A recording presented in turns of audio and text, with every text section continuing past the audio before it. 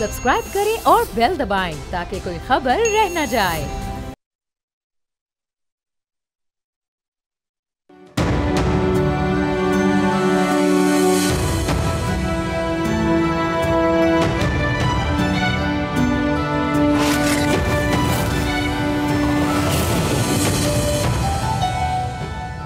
अदलिया से मुताल्लिक शिकों पर हुकूमत और अपोजिशन इत्तफाक राय के करीब पहुंच गए हैं। गुज़िश्ता रात सदर आसिफ जरदारी, मियां नवाज शरीफ और मौलाना फजल रहमान के दरमियान अहम मुलाकात हुई, जिसकी रोशनी में आज पार्लिमानी कमेटी में बात मजीद आगे बढ़ी है। इरफान सिद्दीकी ने कमेटी रूम से बाहर निकलकर कहा, बस फूंक मारने की देर है, जो कमेटी मार देगी। हुकूमती जमातें आईनी अदालत के मुतालबे से पीछे हट गई हैं। आईनी बेंच के जुजियात तय होना अभी बाकी हैं। पीटीआई के जनरल सेक्रेटरी पहले ही जेयूआई के मुसव्वदे पर आगे बढ़ने का इशारा दे चुके हैं, लेकिन सवाल यह है कि क्या 26वीं आईनी तरमीम में सिर्फ जुडिशल रिफॉर्म्स होंगी या कुछ और भी? अगर कुछ और नुकात भी शामिल हैं तो क्या उन पर इत्तफाक राय हासिल किया जाएगा?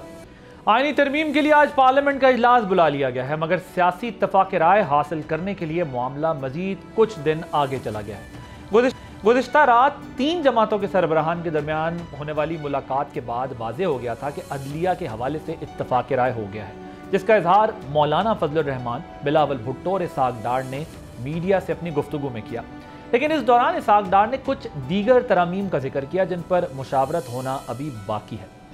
याद रहे कि मौलाना पहले ही वाज़ेह कर चुके हैं कि बुनियादी हुकूक और फौजी अदालतों पर मुश्तमिल पहला मुसव्वदा जेयूआई को कबूल नहीं है। इसी तरह बिलावल भुट्टो का 1 पॉइंट एजेंडा आईनी अदालत था, जिस पर वो लचक दिखाने पर राजी हो गए। तो फिर दीगर मुजव्वदा तरामीम हैं क्या?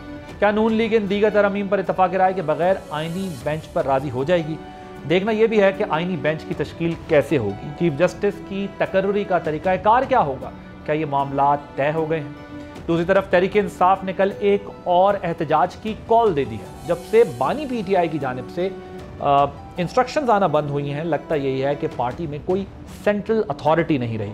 कारकुन थकावट का शिकार हैं, एहतजाज की कॉल देने वाली क़यादत रूपोश है और पार्टी के जंगजू मरकजी क़यादत पर एतमाद करने को तैयार नहीं है। क्या बैरिस्टर गौहर को स्केप गोट बनाया जाएगा? इस दौरान ऑक्सफोर्ड यूनिवर्सिटी की चांसलरशिप के लिए बाकी जो बानी चेयरमैन की एक होप थी, वो भी अब मुस्तरद हो चुकी है। इन हालात में आगे का सियासी मंजरनामा क्या होगा, इस पर बात करने के लिए मेरे साथ मौजूद हैं फॉर्मर मिनिस्टर फवाद चौधरी साहब। चौधरी साहब, thank you very much for joining us. मुझे ये बताइएगा कि पीटीआई में एक्चुअल में चल क्या रहा है? बिकॉज जिसका जी चाहता है वो कॉल देता है, जिसका दिल चाहता है वो कॉल वापस ले लेता है।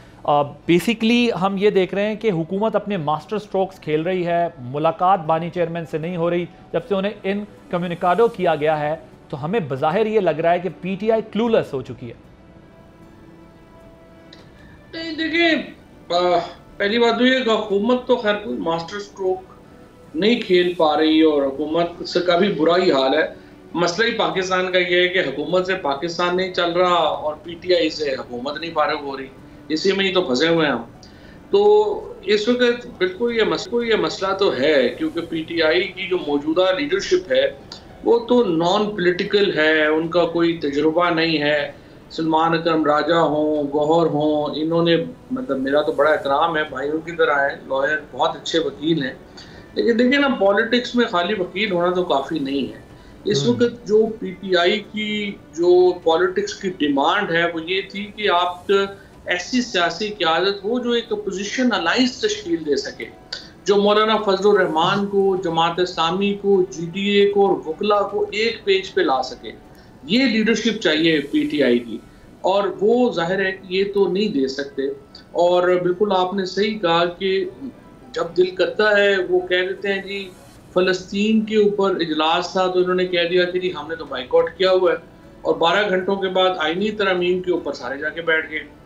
सुबह एहतजाज की कॉल देते हैं, शाम को वापस हो जाती है, शाम को कॉल देते हैं, अगले दिन वापस हो जाती है।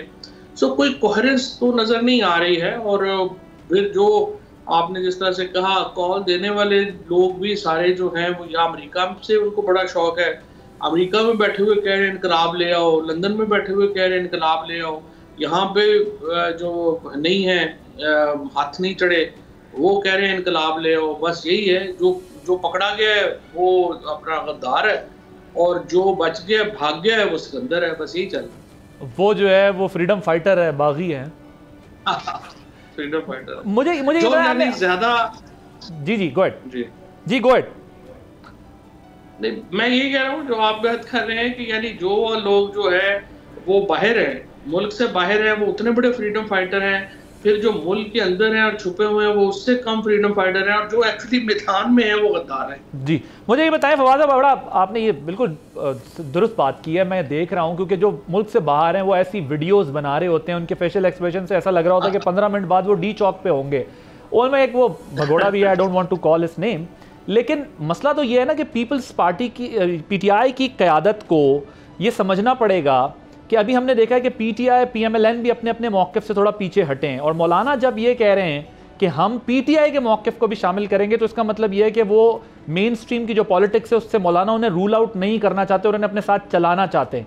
अभी आपने भी पहले आप ज़रा इस पर कॉमेंट करें कि ये जो बाहर बैठे लोग हैं, अगर ये इस तरीके से लोगों को इंसाइट करेंगे और इस तरीके से कम्युनिकेशन रहेगी आपके वर्कर की और लीडरशिप की, तो फिर तो यहाँ मतलब किसी किस्म की पॉलिटिकल स्टेबिलिटी नहीं दिखाई दे रही, फर्दर क्राइसिस जो है वो बढ़ता दिखाई दे रहा है। नहीं देखिए ना, क्राइसिस तो देखिए ना, इमरान खान अब 14-15 महीने से बेगुनाह जेल में है, कोई केस नहीं है, टोटल बकवास है, तो वो इसीलिए ही है ना कि पॉलिटिक्स नहीं है। और देखिए ना, आप ये तो नहीं कर सकते जिस तरीके से ये जो आदिल राजा जो रोज वहां पे अपना इश्तिहार लगा देता है कि मुझे इतने फंड दे, मतलब 50,000 पाउंड सिर्फ अभी तक वो कमा चुका है पीटीआई के लोगों से इश्तिहार लगा के। और वो जो वहां पे पाकिस्तान की फौज और अवाम को लड़ाने का चाहते हैं फंक्शन, सारी मुसीबत तो ये उन लोगों की डाली हुई है जो बेसिकली तो किसी और के एजेंडे पे हैं, या वो सेपरेटिस्टों के साथ हैं, या वो कहीं तो रॉ के साथ हैं होंगे, आई एम वेरी श्योर, क्योंकि एजेंसीज ऐसे काम नहीं करती कि वो फोन उठा के कह दें कि हम आपको तनख्वाह देना शुरू कर देंगे, आप काम कर दें, इनको शायद पता भी ना हो। और लेकिन बहरहाल ये दुश्मन का एजेंडा, इंडियन एजेंडा है कि पाकिस्तान की अवाम और फौज आपस में लड़े। हमसे जुल्म और ज्यादतियां हुई है ना, हमने भुगता है सब कुछ, लेकिन हम तो नहीं यहाँ पे कहते कि फौज जो है उसको पाकिस्तान में नहीं होना चाहिए, क्योंकि अगर पाकिस्तान की फौज नहीं होगी तो दुश्मन की फौज होगी। तो ये तो नहीं हो सकता कि आप इदारे से लड़ पड़े, शख्सियात से इख्तलाफात हो सकते हैं, लेकिन ये जो लोग हैं, एक तो इनसे जान छुड़ानी बहुत ही अहम है। सर अब ये कैसे होगा मुझे बताएं, क्योंकि बैरिस्टर गौहर साहब पे ट्रस्ट कर नहीं रही बानी चेयरमैन की बहन, अली अमीन गंडापुर साहब कारकुन की नज़र में क्रेडिबिलिटी अपनी खो चुके हैं, वो डिसक्रेडिट होते जा रहे हैं। आप जो हवाला दे रहे हैं ये बड़ा इंपॉर्टेंट है, क्योंकि देखिए ना, लीडरशिप को कोई किसी ने रोल दिया है, बानी चेयरमैन ने रोल दिया है, तो वो इस रोल में बैठे हैं ना। अब मेरी जीडीए के लोगों से बात हुई, बिल्कुल आप ठीक कह रहे हैं, वो भी प्रोटेस्ट करने को तैयार होते हैं, लेकिन वो कहते हैं कि एक ऑर्गेनाइज प्रोटेस्ट तो हो सकता है, वरना ऑब्वियसली आपको पता है कि वो अकेले वो भी कुछ नहीं कर सकते। अब आपकी पार्टी मिसाल के तौर पे डिवाइडेड है, वहाँ जिन ग्रुप्स की आप बात कर रहे हैं वो सब डिवाइडेड हैं, तो वो ना स्ट्रीट पावर के तौर पर आप गवर्नमेंट को कोई बात मनवा सकते हैं और ना लेजिस्लेशन में रोक सकते हैं। इसका मतलब फिर हल क्या है, जब लीडरशिप भी आपकी वो नहीं है और स्ट्रीट पावर भी नहीं है, तो ये तो मजीद क्राइसिस में ले जा रही है आप लोग। नहीं देखिए आदिल, बात यह है कि सीधी बात है जी, गौहर या सलमान राजा तो नहीं ना इस तरह के कर सकते गेम। इसके लिए तो बोझ उठाना पड़ेगा आरिफ अलवी साहब को, असद कैसर को, अली अमीन गंडापुर को और उमर अयूब को। ये 4 लोग मेरे ख्याल में इनको चाहिए कि ये जाएं, शाह महमूद कुरैशी साहब से मिले, एजाज चौधरी साहब से मिले, महमूद रशीद साहब से मिले, और इन लोगों से गाइडेंस लेके एक बड़ी अपनी स्ट्रेटजी पहले तय करें, और फिर जो है वो एक अपोजिशन का अलायंस बनाए। देखिए ना, पीटीआई का सबसे बड़ा फेलियर हुआ जब 9 फरवरी को इन्होंने बजाय इसके कि आप मूवमेंट चलाते इलेक्शन की रिगिंग के खिलाफ, फॉर्म 47 के खिलाफ, ये पार्लियामेंट में घुसने के ख्वाबों में चले गए, और फिर उसके बाद लियाकत चट्ठा का इस्तीफा आया, कुछ भी पीटीआई चैलेंज नहीं दे सकी। ये तो हुकूमत अक्लमंद बहुत है, इन्होंने अपने लिए रोज नए चैलेंज खड़े कर देते हैं। पीटीआई ने तो इनको कोई चैलेंज अभी तक नहीं दिया, और इतनी बड़ी अवामी मकबूलियत के बावजूद नहीं लिया। इमरान खान जेल में हैं, उनकी बहनें जेल में हैं, बीवी जेल में है, और पीटीआई हेल्पलेस है, जिसको दिल चाहता है उठा लेते हैं, मिसिंग पर्सन बना दो। इंतजार पंजोथा को आज 9 दिन हो गए हैं, वकील है, मिसिंग पर्सन है, कोई कुछ नहीं कर सकता। रात को आपने देखा शाह महमूद कुरैशी साहब की बहू को, जैन कुरैशी की जो बीवी हैं, उनको उठा के ले गए। यानी कोई खौफ है ही नहीं, खत्म ही हो चुका है ना, क्योंकि पार ही नहीं रहे, जैसे हम पंजाबी में कहते हैं ना, पार ही नहीं ला रहा कोई। क्योंकि जब ये जो पंजाब की लीडरशिप का, पीटीआई की, केपी की लीडरशिप के साथ वो जो कहते हैं व्हाट्सएप ग्रुप में हमाद अजहर साहब और अली अमीन गंडापुर साहब के दरमियान तल्ख जुमलों का तबादला हुआ है, इख्तिलाफात हुए हैं, तो अब पार्टी इस लेवल पर चली गई है कि पंजाब और केपी की पार्टी एक दूसरे के खिलाफ कह रही है बोझ सारा हम उठाएं, मार हम खाएं, धरना एहतजाज हम करें और आप लोग चुप के पीछे अंदर बैठे हुए होते हैं। सो ये इस माहौल के अंदर आप बहुत होपफुल कैसे हो सकते हैं? होपफुल तो खैर देखे ना, मेजॉरिटी बहुत बड़ी है इमरान खान की। इमरान खान के बगैर पॉलिटिकल स्टेबिलिटी तो पाकिस्तान में आप सोचें भी ना। सो ये तो सिर्फ एक टैक्टिकल एरर्स है ना, जो आपने इशारा किया, या जो भी हो रही है चीज़ें, ये तो टैक्टिकल फेलियर्स हैं। लेकिन सब्सटेंटिवली तो जो पीटीआई का कोई मुकाबला ही नहीं है। इमरान खान इतने बड़े हैं इस वक्त कि उनको पाकिस्तान की पॉलिटिकल चेस में शामिल किए बगैर और पाकिस्तान के चेस बोर्ड में बादशाह माने बगैर पाकिस्तान की चेस की गेम तो आगे नहीं ना चल सकती। तो तुमको तो मानना पड़ेगा। 2 साल एस्टेब्लिशमेंट ने, हुकूमत ने जोर लगा लिया है, और जोर लगाने 6-8 महीने देखे ना। या तो आप उनको रिप्लेस कर लेते ना पॉलिटिकली, वो पॉलिटिकली रिप्लेस नहीं हो रहे और बड़े हो रहे हैं। आप मिलिट्री कोड का ट्रायल करना चाहते हैं, आप कर लें, इमरान खान और बड़ा हो जाएगा। पॉलिटिकल आपके ख्याल में ये जो मजीद तरमीम की बात, ये जो और कुछ शिकों की बात की जा रही है पीएमएलएन की तरफ से, इसहाक डार साहब ने कहा कुछ और चीज़ें हैं, ये क्या है आपके नज़दीक और होने जा रहा है? क्योंकि अभी हम तो सिर्फ जी आदल 2 ही लेग्स है ना इसकी। जो ख्वाहिश थी ओरिजिनल, वो तो 2 ही चीजें थी ना। एक थी इसकी कि आपने जो करना है, 2 ही चीजों के ऊपर ये सारी गेम करी थी। एक थी कि आपने फेडरल कॉन्स्टिट्यूशनल कोड बनानी है ताकि मर्जी के जज लग जाए और हमें सरप्राइज ना मिले, सिस्टम कंटिन्यू स्टेटस को चलता रहे। और दूसरी थी कि यार मिलिट्री कोर्ट्स बना देते हैं, क्योंकि 9 मई का इतना ज्यादा एक बनाया गया नैरेटिव बनाया गया, अब एविडेंस उसमें है कोई नहीं। अब देखो ना इमरान खान के ऊपर क्या एविडेंस है जो इन्होंने वहाँ हाईकोर्ट में पेश की कि जी वो 7 मई को एक मीटिंग हुई थी, उस मीटिंग में 3 पुलिस वाले हुलिया बदल के शामिल हो गए थे और उन्होंने लिख ली थी चीजें, और इसके ऊपर आप इमरान खान को फांसी तो नहीं लगा सकते। तो अब इशू ये है कि ये लोग चाहते ये हैं कि चूंकि एविडेंस कोई नहीं है, तो ये चाहते हैं पर्दे में काम हो जाए, मिलिट्री कोर्ट्स की एविडेंस बाहर नहीं आती, कोई ऐसे कर करा के लोगों को ना हो तो उसमें आ जाए। अब जो ताज़ा लग रहा है, जो अभी इरफान सदीकी साहब ने भी बात की है, और मुझे किसी ने जो सेनेट में आज जो ड्राफ्ट के ऊपर ब्रीफिंग दी वो भी किसी ने मुझे भेजा है, उसमें ये दोनों चीज़ें नहीं ना मिले। उसमें फेडरल कॉन्स्टिट्यूशनल कोर्ट है और ना मिलिट्री कोर्ट्स हैं। तो मैं तो वेरी परप्लेक्स, ये जो कॉन्स्टिट्यूशनल बेंच बना रहे हैं, ना इसका कुछ सर है ना पैर है, समझ ही नहीं आ रही कि ये क्या होगा। मगर कह रहे हैं कि कुछ दीगर नुकात भी इसके अंदर हैं जिन पर अभी बहस होनी है, जिसकी वजह से थोड़ा सा अभी ये मामला डिले हो रहा है। और कुछ लोगों का ये ख्याल है कि ये जो कॉन्स्टिट्यूशनल बेंच बनेगा ये बड़ा पावरफुल होगा, लॉन्ग टर्म बेसिस के लिए होगा, ये कोई फॉर द टाइम बिंग नहीं बनेगा।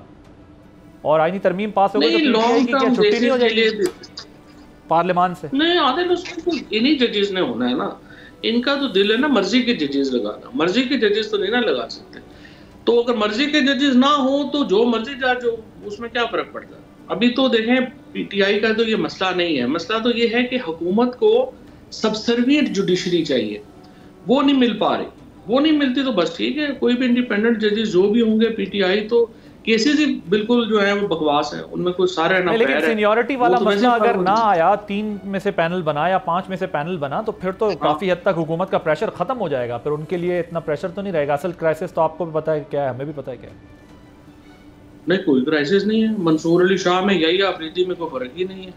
आपने मुनीब अख्तर को नहीं ना बनाना, तो आप यही अफरीदी साहब को बना दें। और जो लोग भी यही अफरीदी साहब को जानते हैं, मैं उन्हें पर्सनली नहीं जानता, बट उनकी जो रेपुटेशन है वो तो बिल्कुल एक इंडिपेंडेंट जज की है। तो आप यही अफरीदी, पहली बात तो यह है कि देखना होगा कि वो मंसूर अली शाह साहब को बाईपास भी करेंगे सीनियरिटी में कि नहीं करेंगे। आई सीरियसली डाउट कि वो मंसूर अली शाह को बाईपास करेंगे। और उसके बाद मेरा नहीं ख्याल हुकूमत का कोई भी मसला इस आईनी तरमीम से हल होता है। तो साहब लेकिन अगर कॉन्स्टिट्यूशनल बेंच भी बनता है तो फिर जो पार्लिमानी कमीशन है वो सिलेक्ट करेगा ना, तो वो तो 17 में से कोई भी हो सकता है, फिर जरूरी तो नहीं है कि टॉप 5 में से ही लें। तो 5 ले लें, जो मर्जी ले लेंगे, 6 ले लेंगे। सुप्रीम कोर्ट में हुकूमत के जिस तरह के पिट्ठू जजेस वो चाहते हैं वो बड़े कम हैं, वो तो 2-3 होंगे, इससे ज्यादा तो है ही नहीं। बाकी तो इंडिपेंडेंट जजेस है ना, जो मेजोरिटी उन्होंने दिखा भी दी, तो उससे क्या फर्क पड़ जाएगा। सो मेरा नहीं ख्याल हुकूमत को, देखिए एक तो अपने पाँव से आगे कोई सोचता ही नहीं है ना। आप पिट्ठू जजेस जब लगाते हैं और जब आप पे पोजीशन में होते हैं तो फिर उस वक्त कोई आपकी हेल्प नहीं करता। ये देखिए ना, अच्छे जज लगे हैं सारे तो आपको इंडिपेंडेंट व्यू जो है वो मिलता है, अच्छे जज नहीं लगेंगे आपको नहीं मिलेगा। ये जैसे और उनका इलेक्शन ऑडिट का खतरा तो खत्म हो जाएगा ना, जिसका इजहार बार बार ख्वाजा आसिफ साहब कर रहे हैं। इलेक्शन ऑडिट देखिए जुडिशरी से तो नहीं होना ना, ये तो हमें उन्होंने हवा बना लिया पता नहीं किसने, ये तो पॉलिटिकल मूवमेंट से ही होना है। पॉलिटिकल मूवमेंट चल जानी है, पॉलिटिकल मूवमेंट तो आप देख रहे हैं छोटा सा यहाँ तो स्टूडेंट्स का हो जाए तो ये नहीं रोक सकते, पीटीआई खड़ी हो जाए ये नहीं रोक सकते, इनसे कहाँ रोकते हैं। नहीं सर, पीटीआई ने तो काफी दफा अटेम्प्ट किया, कुछ भी नहीं हुआ, वापस चले गए, ठीक ठाक रोका। लेकिन स्टैंड स्टिल हो जाए, मतलब इतनी इनकॉम्पिटेंट लीडरशिप के साथ अगर पीटीआई स्टैंड स्टिल कर देती है गवर्नमेंट, तो जब मौलाना फजलुर रहमान वकील और पीटीआई मिलकर करेंगे तो फिर क्या होगा? साहब आपको क्यों लग रहा है मौलाना साहब जो है वो उस तरफ जाएंगे? मौलाना साहब कोशिश करेंगे दोनों को चलाने की, अगर नहीं चला सके तो फिर मौलाना साहब अपनी सियासत ही चलाएंगे। मौलाना साहब जो है वो क्यों? नहीं, मौलाना ने कल भी ये बात कही है और पहले मीरपुर में भी उन्होंने ये बात कही है कि या तो आप हमारा मुसवदा मानेंगे और अगर आप नहीं मानेंगे तो फिर ये पार्लियामेंट जो है इसको हम नहीं फंक्शन करने देंगे और लोग ऐवान के अंदर से लोगों को निकालेंगे। अच्छा, टुवर्ड्स द वेरी एंड मुझे बताएं, आप जो डिमांड कर रहे हैं वो डिमांड तो बानी चेयरमैन के अलावा कोई पूरी नहीं कर सकता कि पीटीआई की संजीदा या सियासी लीडरशिप को आगे किया जाए और जो वकला की लीडरशिप है उन्हें पीछे किया जाए। तो ये आप डिमांड बेसिकली कर किससे रहे हैं? उन्हीं से कर रहे हैं गालिबन शायद। मैं तो ज़रा खान साहब से ही कहूँगा, खान साहब को पहले भी मैंने कहा है, मैंने पहले भी उन्हें मैसेज दिया है कि जी इन बेचारों के साथ क्या होना। वो रऊफ हसन साहब जैसे जो लोग हैं कि वो कह रहे हैं कि कॉन्स्टिट्यूशनल अमेंडमेंट का तो मसौदा ही हमने बनाया था। तो भाई अगर आपने बनाया था तो फिर फॉर्म 47 की क्यों कहते हैं पार्लियामेंट को? अगर आप इतने कीन हैं इस पार्लियामेंट से आईनी तरमीम करवाने में, क्या आप कह रहे हैं कि मसौदा ही मैंने बना के दिया था? इसमें देखें ना, सलमान के मुंह में जो आता है वो बात, वो कहता है कि जी मैं अगर गिरफ्तार हो जाऊंगा तो मौलाना फजलुर रहमान से कौन मिलेगा और लीडरशिप कौन देगा? तो वर्कर सारे 1000 बंदा गिरफ्तार हो गया, वो कहते हैं जी मेरी गिरफ्तारी से तो बड़ा जुल्म हो जाएगा। वो कह रहा है कि जी मसौदा ही हमने बनाया है। सो अजीब किस्म का एक आई वुड से कि सेंट्रल कॉमेडी सेंट्रल चल रहा है पीटीआई। अगर आपके नजदीक वो कौन 2-3 लोग हैं जो टॉप पर आए तो पीटीआई इस क्राइसिस से निकल सकती है? नहीं, मैंने तो आपको कहा है, आरिफ अलवी साहब को होना चाहिए, असद कैसर साहब को होना चाहिए, उमर अयूब को होना चाहिए और अपने अली अमीन गंडापुर को होना चाहिए, क्योंकि by virtue of his office he is very important. और अगर मतलब इन्होंने फिर दूसरी अगर क़यादत से भी कुछ लोग हैं जिनकी राय तो जरूर लेनी चाहिए, मियां असलम इकबाल हैं, हमाद अजहर है, ये अपने खालिद खुर्शीद साहब हैं, इन लोगों को पूछें और फिर जाके जेल में लोग जो है महमूद रशीद साहब, एजाज चौधरी साहब, शाह महमूद कुरैशी साहब, उन लोगों से करें। ये संजीदा सियासी लोग हैं जो करेंगे, इस वक्त ये लोग तो नहीं कर सकते। Thank you so much. Fawad Chaudhry साहब गुफ्तगू कर रहे हैं जो पीटीआई को दरपेश इस वक्त क्राइसिस है वो किस तरह उससे निकल सकती है, सियासी मामला सियासी तरीके से हल किए जा सकते हैं, मौजूदा लीडरशिप के अंदर ये कैपेसिटी नहीं है कि वो इस क्राइसिस से निकल सकें। ब्रेक लेंगे, ब्रेक के बाद आईनी तरमीम का ये मुसवदा इतना करीब कैसे पहुंचा, जमातों में इत्तेफाक कैसे हुआ, ये आपको बताएंगे ब्रेक के बाद। और मेरे साथ मौजूद होंगे सीनियर सहाफ़ी तज्ज़ियाकार जिनसे हम इस मौजू पे बात करेंगे।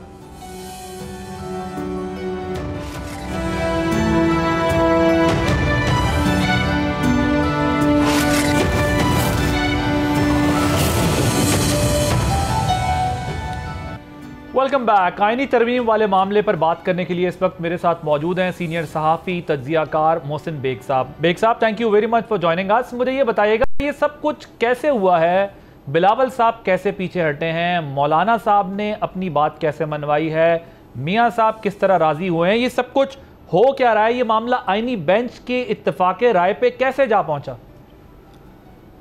देखिए, कुछ चीजें थी आदिल, बेसिकली वो नहीं चाह रहे थे कि आईनी अदालत जो है वो बने, लेकिन जो आईनी ये जो बेंच बनेगा ये भी परमानेंट होगा। आप इसका बेंच रख लें या उसका नाम आप कोर्ट रख लें कॉन्स्टिट्यूशनल कोर्ट, क्योंकि बेंच टाइम टू टाइम बनते हैं, लेकिन ये परमानेंट बेंच होगा जिसके हेड भी परमानेंट होंगे।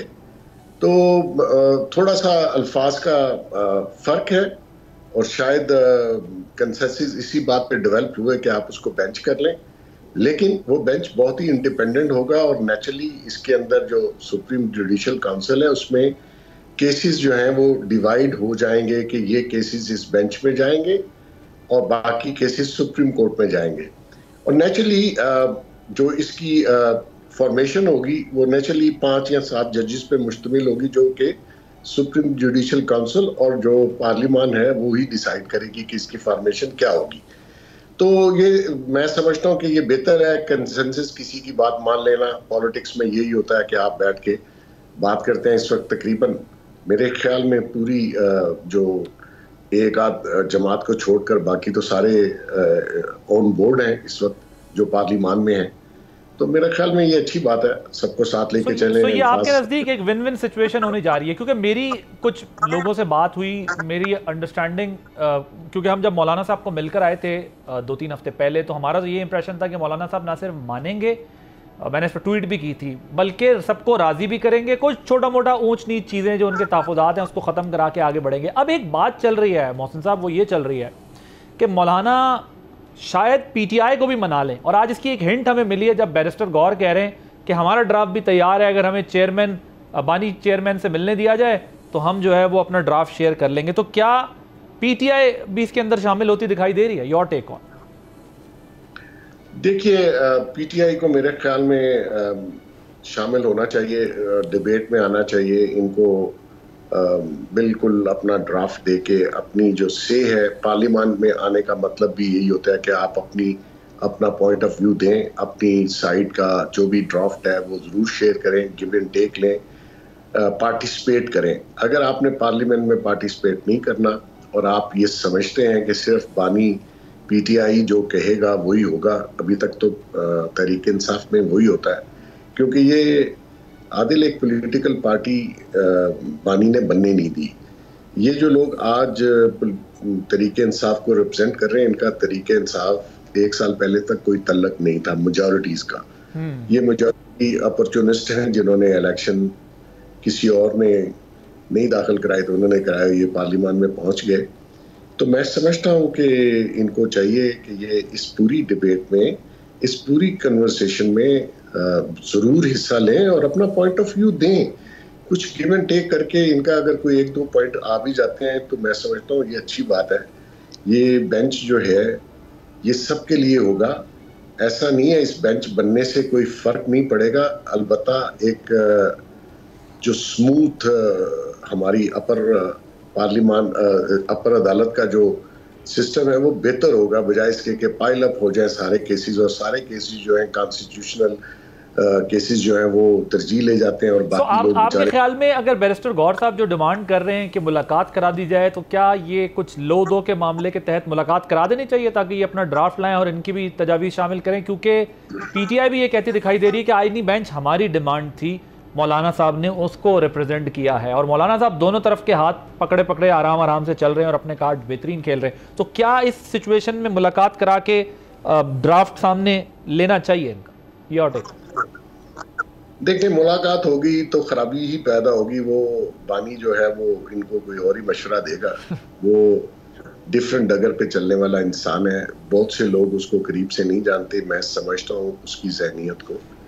लेकिन अगर वो इतनी रिक्वेस्ट कर रहे हैं और इस बात पे आके सारा पॉलिटिकल जो सिस्टम है वो इस पे है कि जी मुलाकात करनी जाए, इनको परमिशन वहाँ से लेनी दी जाए जो वो बानी कहेगा। लेकिन मैं आपको लिख के देता हूँ, मुलाकात के बाद वो कभी ये बात मानेगा ही नहीं। और अगर मौलाना इनको राजी ना कर सके तो कल से मौलाना के खिलाफ जो ट्रोलिंग होगी पीटीआई की तरफ से या इनके लेकिन इसमें एक मसला है ना कि जो मौजूदा क़यादत है उसमें तो बड़ी रिफ्ट है, इनके इख्तलाफात चल रहे हैं। ग्रुप्स में इत्तलात है हमाद अजहर साहब की और अली अमीन गंडापुर साहब की तल्ख कलामियाँ हो रही हैं। कोई सोशल मीडिया पे एक्टिव है, कोई सड़कों पे एक्टिव है, कोई हुकूमत में KPK में एक्टिव है। सो अगर बानी चेयरमैन से ये मिलते नहीं हैं तो फिर इनके ड्राफ्ट को कैसे जो है वो स्ट्रेंथ मिलेगी या एक्सेप्टेंस मिलेगी? देखिए, उन्होंने जो कल तक मेरे ख्याल में पाबंदी है जेल में, तो वो सबके लिए है, वो हानि बानी के लिए नहीं है। ये ऑलरेडी बहुत कंफर्टेबल जेल गुजार रहे हैं। इन्होंने जेल, ये कहते थे ना कि मैं लोगों को जेल में सहूलतें नहीं दूंगा, जो सहूलतें इन्होंने ली हुई हैं। मैं भी आदिल वहाँ 16 दिन रह के आया हूँ, मैं जेल को बहुत समझता हूँ। मैं 25 साल से इस जेल में काम कर रहा हूँ। जो सहूलतें इसके पास हैं वो किसी और प्रिजनर के पास नहीं है। वो जेल मैनुअल में ही नहीं है जो इसको एक्स्ट्रा ऑर्डिनरी फेवर्स दी गई है। अब उसके ऊपर अगर ये ब्लैकमेल करें रियासत को कि जी हमें मुलाकात एक्स्ट्रा ऑर्डिनरी फेवर दी जाए, मैं समझता हूँ गलत है। रियासत को किसी एक शख्स के हाथों ब्लैकमेल नहीं होना चाहिए। तो आपके ख्याल में अब जरा जो दूसरे दो मामला हैं, एक तो ये कि क्या दीगर PMLN भी हवाला दे रही है कि कुछ दीगर तरामीम भी हैं, वो क्या हैं? क्योंकि आप भी ये कह रहे हैं कि जब सामने आएगा मुसवदा तो पता चलेगा, उसमें फिर काफ़ी कुछ चीज़ें होंगी। वो क्या हैं? नए चीफ जस्टिस का नोटिफिकेशन आप कब तक देख रहे हैं और जनरल फैज़ का मामला किधर जा रहा है? देखें जी, ये जो अमेंडमेंट और जो ला रहे हैं, इसमें बहुत सारी चीज़ें हैं। इसमें एजेस, सर्विसेज, सिविल सर्विसेज और आर्म सर्विसेज की जो एज है रिटायरमेंट की, उसके ऊपर भी उसके नकात भी हैं इसमें, और काफ़ी कुछ है। वो मैं नहीं चाहता कि वो मैं कुछ डिस्कस करूं, क्योंकि अपना अपना ड्राफ्ट दिया। ये लोग दूसरे हमारे जो दोस्त हैं पिंडी वाले, उनसे भी मिल रहे हैं। मौलाना साहब भी मेरी इत्तला मिले हैं। अच्छा। तो मैं ये समझता हूँ कि अगर ये कोई कंसेंसस बिल्ड होता है तो ये मुल्क के लिए अच्छा होगा। पॉलिटिक्स में होना तो यही चाहिए कि आप कंसेंसस बिल्ड करें और सबको साथ लेके चलें।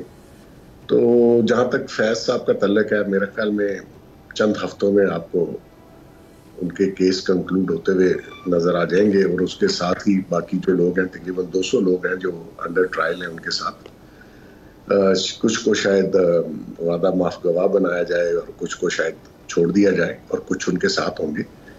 तो वो भी कंक्लूजन बिल्कुल करीब है। और जो ये जो कॉन्स्टिट्यूशनल कोर्ट है, ये सारा कुछ इसकी वजह से रुका हुआ है। उसके बाद नए चीफ जस्टिस साहब हैं, डेफिनेटली अगर ये बेंच भी बनता है, कोर्ट का नाम नहीं दिया जाता, तो उनका नए चीफ जस्टिस का नोटिफिकेशन फौरन हो जाएगा। तो बेग साहब, ये फिर नए चीफ जस्टिस वाला भी तो मसला अटका हुआ है ना, उनके तकर्रुर का क्या होगा? वो नोटिफिकेशन कब तक होगा? और फिर एक डेडलॉक तो उसमें होगा, क्योंकि यहाँ तो ये होता है ना, एक पार्टी कहती है ये मेरा जज है, दूसरा पार्टी कहती है वो मेरा जज है, मैं इसको नहीं मानूंगा, उसको नहीं। तो ये that is there, that issue is there. नहीं, वो नए चीफ जस्टिस साहब रोटेशन में आ जाएंगे जैसे ये मेरे ख्याल में 22 तारीख तक केस को कंक्लूड कर लेंगे सारी चीजों को, और उसके बाद उनका नए चीफ जस्टिस साहब का नोटिफिकेशन आ जाएगा।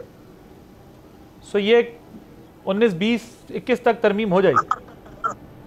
हो जाएगी जी, हो जाएगी मेरे ख्याल में। तो कि अब शायद कोई ऐसा हर्डल नहीं है। नंबर्स भी इनके पास पूरे हैं, तकरीबन हर बंदा ऑन बोर्ड है। तो बेग साहब, जो जनरल फैज वाला मामला है, उसमें सिर्फ इदारे के लोग हैं या इदारे के बाहर के लोग भी हैं जो आप वादा माफ गवाह बनने की बात कर?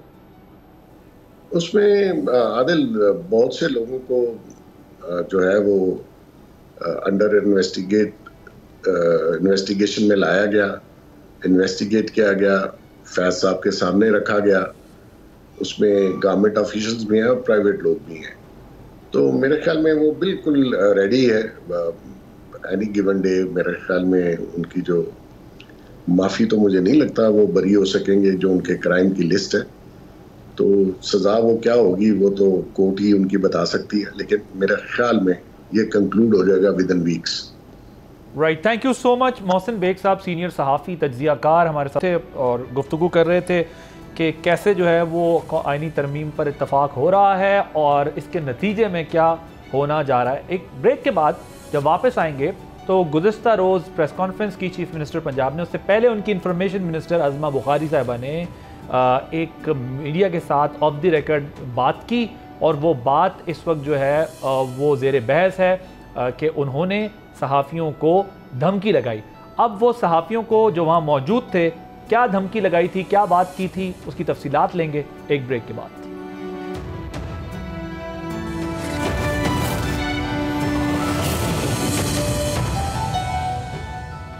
Welcome back. गुज़िश्ता रोज़ वज़ीर आला पंजाब ने एक तालबा से मुबैना ज़्यादती के वाक़े पर प्रेस कॉन्फ्रेंस की।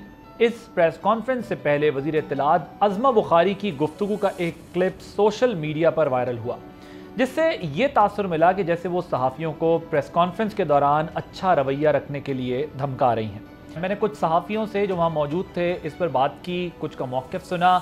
इस वक्त मेरे साथ वहाँ पर एक मौजूद सहाफ़ी जो कि बोल की कॉरेस्पॉन्डेंट हैं, फ़ातिमा शिराज़ी, वो मौजूद हैं। ज़रा उनसे समझते हैं कि ये तमाम माजरा था क्या। फ़ातिमा, मुझे ये बताइएगा कि ये तमाम माजरा क्या है, ये मामला क्या है? क्या वाकई सहाफ़ियों को धमकी दी गई है?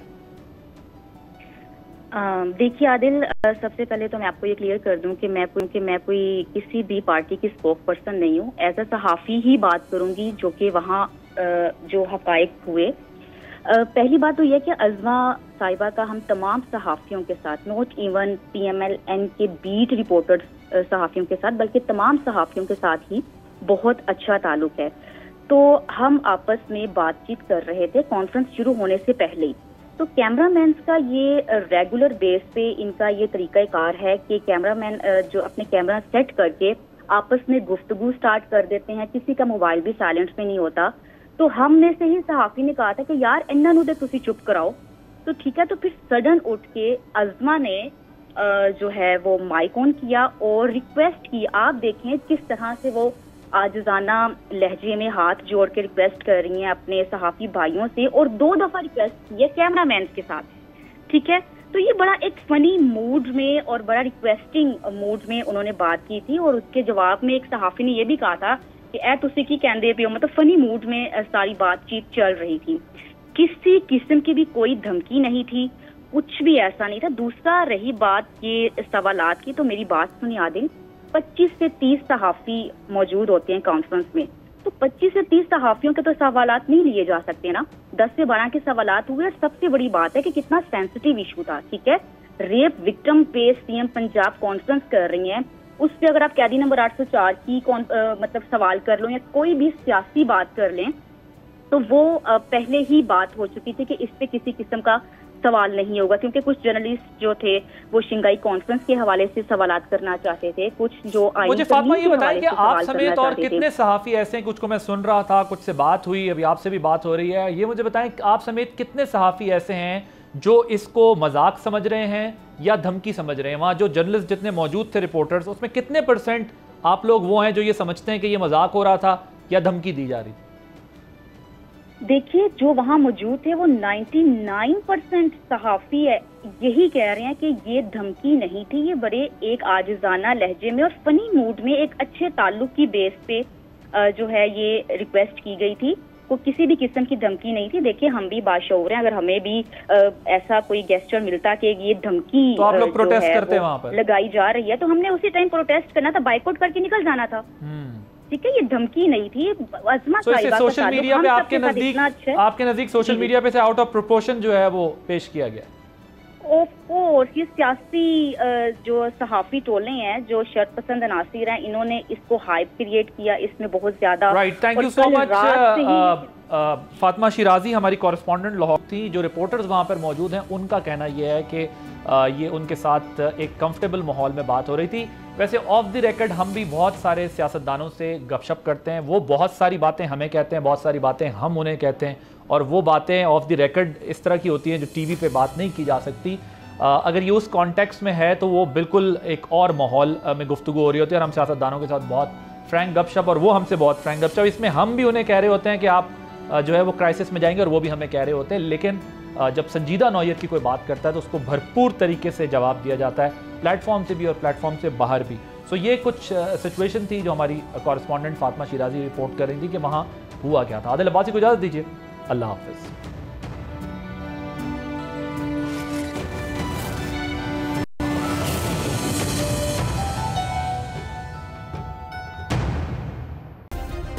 सब्सक्राइब करें और बेल दबाएं ताकि कोई खबर रह न जाए।